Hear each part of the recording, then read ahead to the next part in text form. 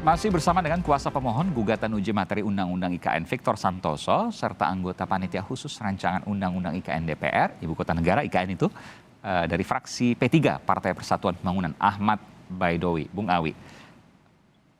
Saya ke Bung Victor. Bung Victor, jadi soal tadi jawaban dari Bung Awi, kalau semuanya harus setuju kan ya nggak mungkin. Jadi bagaimana partisipasi publik harus kemudian tidak hanya mendengarkan, tapi juga merespons positif. Bagaimana logikanya?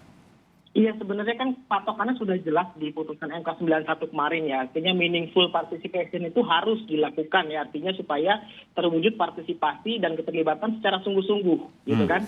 Nah, yang jadi persoalan ini kan memang DPR mengejar waktu 42 hari. Nah, saya juga bingung ini bahkan KUHP aja yang sudah tinggal diketok saja itu sampai sekarang belum diketok-ketok gitu kan. Tapi kan setiap undang-undang beda dinamikanya. Iya, artinya, TPKS misalnya tindak pidana kekerasan seksual sampai sekarang juga masih bermasalah gitu kan? Iya, apalagi soal ibu kota negara loh. Hanya 42 hari kemudian diselesaikan tanpa memberikan kesempatan yang luas kepada masyarakat kan begitu. Pertanyaannya kenapa harus kemudian dikejar 42 hari? Gitu. Nah ini kan jadi persoalan. Sementara pembangunan itu masih lama. Tapi 42 hari dipaksakan ketok palu sehingga meaningful participation itu tidak. Ya, kalau soal ini saya punya argumentasi. Kalau bisa cepat kenapa mesti lambat? Yang penting kan prosesnya dijalani semua. Sekarang prosesnya dijalani semua nggak? Itu pertanyaannya. Ya ketika dijalani semua tapi kemudian secara substansi bermasalah kan tidak jadi bermasalah Mas. Makanya kita kemudian kan ingin membuka. Kan kalau prosesnya sudah dijalani benar, secara substansi bermasalah ya agak sulit saya membayangkan. Iya, prosesnya sudah benar, substansinya pasti pro kontra iya. Tapi kalau dikatakan bermasalah ya enggak dong, prosesnya sudah benar. Iya, kan konsep yang dilakukan kan mungkin menggunakan fast track regulation ya. Artinya menggunakan secara cepat begitu. Ya memang prosesnya misalkan dilalui tapi itu tidak benar.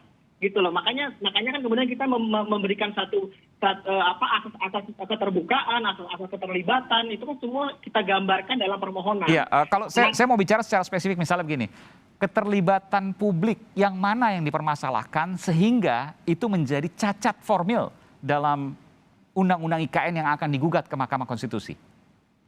Ya keterlibatan publik yang terkait misalkan kan ini kan hanya misalkan dari masyarakat Kalimantan. Bagaimana dengan misalkan masyarakat Jakarta yang sudah terdampak misalkan terhadap pembangunan ibu kota Jakarta. Nah hal itu kan juga perlu didengarkan. Artinya kan tidak kemudian pertanyaannya kan kenapa kemudian harus secepat itu 42 hari misalkan. Nah ini yang kemudian sering memang terungkap di Mahkamah Konstitusi bahwa memang partisipasi pun bahkan kita nanti akan melihat apakah partisipasi yang dilakukan oleh DPR dan dalam proses pembahasannya itu sudah benar-benar partisipasi yang maksimal. Ya, saya belum dapat nih karena kan harusnya Anda ketika mengajukan gugatan Anda sudah punya data nih. Tadi Anda sebutkan misalnya soal partisipasi publik.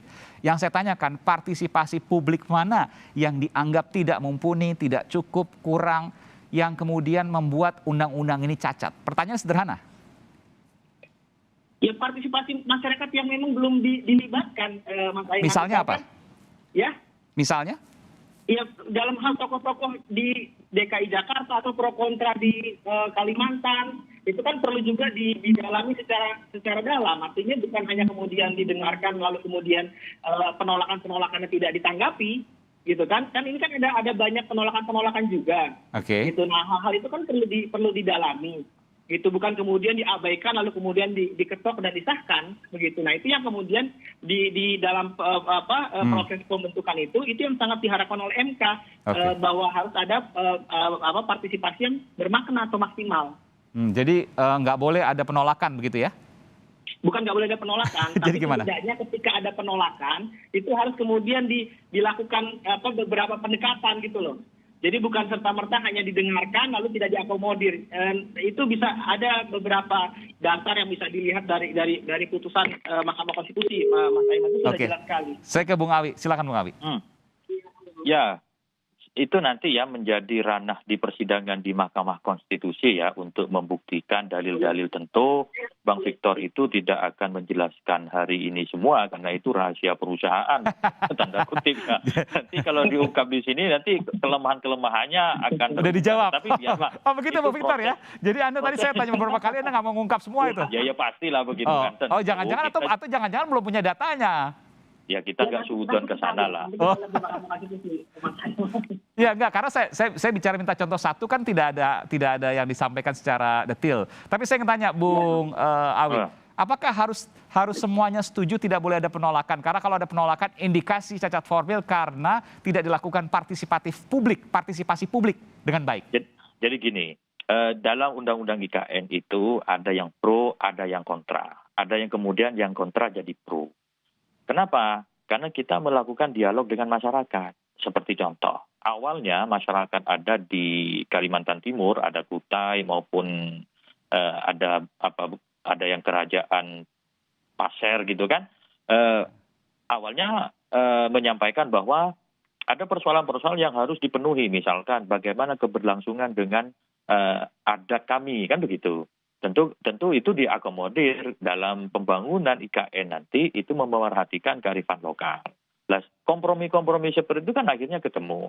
Termasuk juga masyarakat di sekitarnya yang sudah existing di situ, apakah kami digusur? Kalau kami digusur, kami menolak. Ternyata tidak, jalannya masyarakat yang ada di situ nanti menjadi masyarakat IKN, Ibu Kota Nusantara itu. Nah, hal-hal yang seperti itu kan terus didialogkan, termasuk juga Jakarta. Jakarta ini sudah kita juga mendengarkan.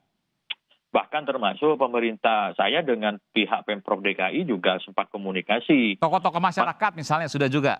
Ya, contoh, Di saya Jakarta. komunikasi dengan Pemprov. Oke. Katakan bahwa ini Undang-Undang 29 tahun 2007 kan harus direvisi nanti. Tentang ibu kota, daerah khusus ibu kota Jakarta ya. Apakah kemudian akan dimasukkan di Undang-Undang IKN? Ternyata teman-teman di Pemprov lebih menginginkan itu berdiri sendiri. Tetapi kita atur menjembataninya di pasal peralihan. Supaya tidak ada dualisme ketentuan undang-undang. Nah, nanti Jakarta mau diapakan, itu revisi di Undang-Undang 29 Termasuk pertanyaan saya tadi, 2007. tokoh-tokoh masyarakat di Jakarta yang akan ditinggalkan karena ibu kotanya bakal pindah.